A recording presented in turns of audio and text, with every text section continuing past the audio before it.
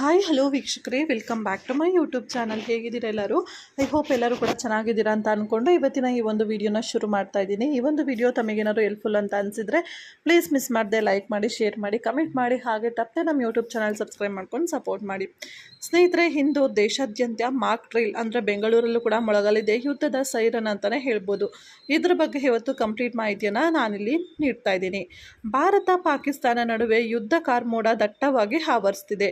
ಉಗ್ರರು ಪಲ್ಗಾಮ್ನಲ್ಲಿ 26 ಹಿಂದೂಗಳ ನರಮೇಧ ಮಾಡ್ತಿದ್ದಂತೆ ಎರಡು ದೇಶಗಳ ನಡುವಿನ ಉದ್ವಿಗ್ನತೆ ಹೆಚ್ಚಾಗ್ತಿದೆ. ಪಾಕಿಸ್ತಾನ ಸತತ 11ನೇ ರಾತ್ರಿಯು ನಿಯಂತ್ರಣ ರೇಖೆಯ ಉದ್ದಕ್ಕೂ ಭಾರತೀಯ ಸ್ಟೇಷನ್ಗಳ ಮೇಲೆ ಗುಂಡಿನ ದಾಳಿಯನ್ನು ನಡೆಸಿದೆ. ಪಾಕಿಸ್ತಾನದ ಗುಂಡಿನ ದಾಳಿಗೆ ಭಾರತ ಪ್ರತಿ ದಾಳಿ ಕೂಡ ನಡೆಸಿದೆ. ಈಗ ಮತ್ತೊಂದು ಲೆವೆಲ್ಗೆ ಪ್ರತೀಕಾರವನ್ನು ಕೊಂಡೊಯ್ಯಲು ಭಾರತ ಸರ್ಕಾರ ಮುಂದಾಗಿದೆ.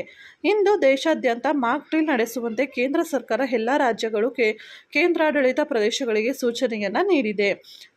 ಜಮ್ಮು ಮತ್ತು ಕಾಶ್ಮೀರದ ಪಾಲ್ಗಾಮ್ನಲ್ಲಿ ಉಗ್ರರ ದಾಳಿ ಬೆನ್ನಲ್ಲೇ ಭಾರತ ಹಾಗೂ ಪಾಕ್ ಮಧ್ಯೆ ಯುದ್ಧದ ಕಾರ್ಮೋಡ ಆವರಿಸಿದೆ.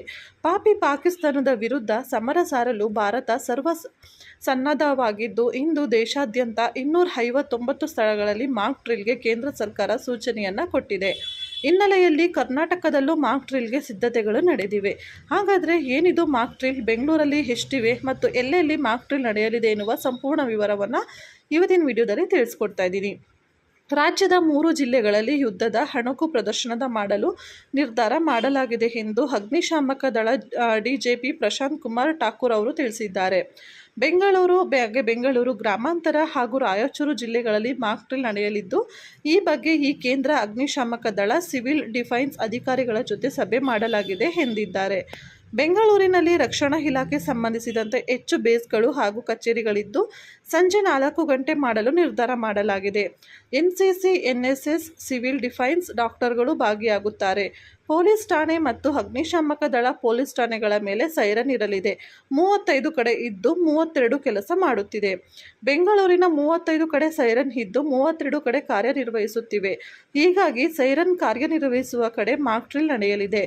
ಇಂಡಿಯನ್ ಇನ್ಸ್ಟಿಟ್ಯೂಟ್, ಹಾಗೆಯೇ ಇಎಸ್ಐ ಆಸ್ಪತ್ರೆ, ಹಾಗೆ NAL, ಹಾಗೆ Bengaluru dairy, Canara bank, SRS Peenya, ವಿವಿ ಟವರ್ ಅಗ್ನಿಶಾಮಕ ಠಾಣೆ, ಜ್ಞಾನಭಾರತಿ ಅಗ್ನಿಶಾಮಕ ಠಾಣೆ, ತಣಿಸಂದ್ರ ಅಗ್ನಿಶಾಮಕ ಠಾಣೆ, ಬಣಸ್ವಾಡಿ ಅಗ್ನಿಶಾಮಕ ಠಾಣೆ, ಯಶವಂತಪುರ ಅಗ್ನಿಶಾಮಕ ಠಾಣೆ, ಹಾಗೆ ಬನಶಂಕರಿ ಅಗ್ನಿಶಾಮಕ ಠಾಣೆ, ರಾಜಾಜಿನಗರ ಅಗ್ನಿಶಾಮಕ ಠಾಣೆ, ಚಾಮರಾಜಪೇಟೆ ಅಗ್ನಿಶಾಮಕ ಠಾಣೆ, ಕಮರ್ಷಿಯಲ್ ಸ್ಟ್ರೀಟ್ ಪೊಲೀಸ್ ಠಾಣೆ, ಹಾಗೆ ಅಲ್ಸೂರು ಗೇಟ್ ಠಾಣೆ, ಅಲ್ಸೂರು ಪೊಲೀಸ್ ಸ್ಟೇಷನ್, ಹಾಗೆ Upparpet police station, Rajarajeshwari Nagar police station, Kamakshipalya ಠಾಣೆ, KR ಮಾರ್ಕೆಟ್ ಪೊಲೀಸ್ ಸ್ಟೇಷನ್, ವೈಕಾಲಿಕವಲ್ ಠಾಣೆ, ಹಲ್ಸೂರು ಗೃಹ ರಕ್ಷಕ ದಳ ಕೇಂದ್ರ ಕಚೇರಿ, ಪೀಣ್ಯ ಅಗ್ನಿಶಾಮಕ ಠಾಣೆ, ಬೆಂಗಳೂರು ಗ್ರಾಮಾಂತರ ಗೃಹ ರಕ್ಷಕ ದಳ ಕಚೇರಿ, ಬಾಗಲೂರು ಅಗ್ನಿಶಾಮಕ ಠಾಣೆ, ಅಂಜನಾಪುರ ಅಗ್ನಿಶಾಮಕ ಠಾಣೆ, ITPL ಅಗ್ನಿಶಾಮಕ ಠಾಣೆ, ಸರ್ಜಾಪುರ ಅಗ್ನಿಶಾಮಕ ಠಾಣೆ, ಎಲೆಕ್ಟ್ರಾನಿಕ್ ಅಗ್ನಿಶಾಮಕ ಠಾಣೆ ಮತ್ತು ಡೈರಿ ಸರ್ಕಲ್ ಅಗ್ನಿಶಾಮಕ ಠಾಣೆಯಲ್ಲಿ ನಡೆಯಲಿದೆ.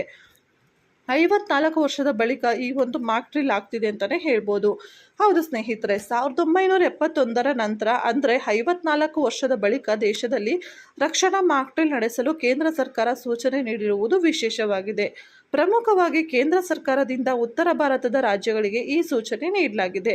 1971ರಲ್ಲಿ ಭಾರತ ಪಾಕಿಸ್ತಾನ ನಡುವೆ ಯುದ್ಧ ನಡೆದಾಗ ಈ ರಕ್ಷಣಾ ಮಾಕ್ ಡ್ರಿಲ್ ನಡೆಸಲಾಗಿತ್ತು. ಅದಾದ ಬಳಿಕ ಎಂದೂ ಕೂಡ ದೇಶದಲ್ಲಿ ರಕ್ಷಣಾ ಮಾಕ್ ಡ್ರಿಲ್ ನಡೆಸಿಲ್ಲ. ಕಾರ್ಗಿಲ್ ಯುದ್ಧದ ವೇಳೆಯೂ ಮಾಕ್ ಡ್ರಿಲ್ ನಡೆಸಿರಲಿಲ್ಲ. ಪಹಲ್ಗಾಮ್ ನರಮೇಧದ ಬಳಿಕ ಭಾರತದ ಪ್ರತೀಕಾರದ ದಾಳಿಯ ಬಳಿಕ ಪಾಕ್ ಕೂಡ ಪ್ರತಿ ದಾಳಿ ನಡೆಸುವ ಸಾಧ್ಯತೆ ಹೆಚ್ಚಾಗಿದೆ. ಹೀಗಾಗಿ ರಕ್ಷಣಾ ಮಾಕ್ ಡ್ರಿಲ್ಗೆ ಕೇಂದ್ರದಿಂದ ಸೂಚನೆ ಸಿಕ್ಕಿದೆ.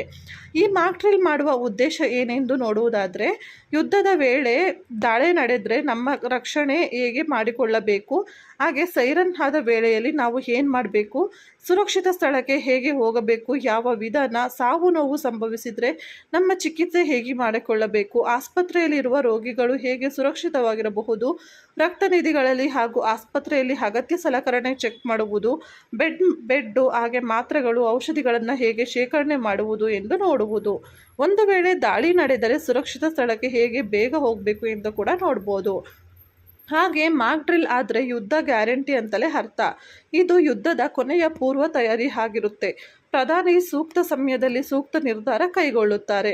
ಮಾಕ್ ಡ್ರಿಲ್ ಆಗಿದೆ ಅಂತ ನಾಳೆನೇ ಯುದ್ಧ ಘೋಷಣೆ ಆಗಲ್ಲ, ಆದರೆ ಕೆಲವೇ ದಿನಗಳಲ್ಲಿ ದಾಳಿ ಆಗುವುದು ಗ್ಯಾರಂಟಿ. ಮಾಕ್ ಡ್ರಿಲ್ ಸಮಯದಲ್ಲಿ ಯುದ್ಧದ ಪೂರ್ವ ತಯಾರಿ ಬಗ್ಗೆ ಸಿದ್ಧತೆ ಮಾಡಿಕೊಳ್ಳಲಾಗುತ್ತದೆ. ಅಣುಕು ಕವಾಯತಿ ಅಡಿಯಲ್ಲಿ ವಾಯುದಾಳಿ ಎಚ್ಚರಿಕೆ ಸೈರನ್ಗಳನ್ನು ನಿರ್ವಹಿಸಲಾಗುತ್ತದೆ. ಇದು ಪ್ರಮುಖ ಅಪಾಯ ಮತ್ತು ಶತ್ರು ಚಟುವಟಿಕೆಗಳ ಕುರಿತು ಎಚ್ಚರಿಕೆಯನ್ನು ನೀಡುವುದಕ್ಕೆ ಸಂಬಂಧಿಸಿದ ಒಂದು ಹಂತವಾಗಿದೆ. ಸಂಭವನೀಯ ದಾಳಿಗಳ ಸಂದರ್ಭದಲ್ಲಿ ತಮ್ಮನ್ನು ತಾವು ರಕ್ಷಿಸಿಕೊಳ್ಳಲು ನಾಗರಿಕರು ಮತ್ತು ವಿದ್ಯಾರ್ಥಿಗಳಿಗೆ ಅಗತ್ಯವಾದ ನಾಗರಿಕ ರಕ್ಷಣಾ ತಂತ್ರಗಳಲ್ಲಿ ತರಬೇತಿ ನೀಡಲಾಗುವುದು. ಅಪಘಾತ ತಡೆಗಟ್ಟುವ ವ್ಯವಸ್ಥೆಗಳನ್ನು ಮಾಡಲಾಗುವುದು. ಇದರ ಅಡಿಯಲ್ಲಿ ಶತ್ರುಗಳ ವೈಮಾನಿಕ ಕಣ್ಗಾವಲು ಹಾಗೂ ದಾಳಿಯಿಂದ ನಗರಗಳನ್ನು ಮತ್ತು ರಚನೆಗಳನ್ನು ಮರೆಮಾಡಲು ತುರ್ತು ಪ್ರೋಟೋಕಾಲ್ಗಳನ್ನು ಅಳವಡಿಸಲಾಗುತ್ತೆ. ಇಂದು ಯುದ್ಧದ ಸೈರನ್ ಮೊಳಗಿಸಲಾಗುತ್ತದೆ ಮತ್ತು ಅಣಕು ಕವಾಯತುಗಳನ್ನು ನಡೆಸಲಾಗುತ್ತದೆ. ಸೊ ಇದಿಷ್ಟು ಕೂಡ ನಿಮಗೆ ಬೇಕಾದಂತಹ ರೀತಿಯಲ್ಲಿ ಹಾಗೆ ಅರ್ಥ ಆಗುವ ಥರ ಆದಷ್ಟು ಸಿಂಪಲ್ ಆಗಿ ಮಾಕ್ ಡ್ರಿಲ್ ಬಗ್ಗೆ ಇನ್ಫಾರ್ಮೇಷನನ್ನು ಶೇರ್ ಮಾಡಿದ್ದೀನಿ. ಐ ಹೋಪ್ ನಿಮಗೂ ಕೂಡ ಇವತ್ತಿನ ವಿಡಿಯೋ ಇಷ್ಟ ಆಗಿರ್ಬೋದು. ಹಾಗೆ ಖಂಡಿತ ಇವತ್ತಿನ ಸಿಚುವೇಶನ್ಗೆ ತುಂಬಾ ಯೂಸ್ಫುಲ್ ಇರುತ್ತೆ.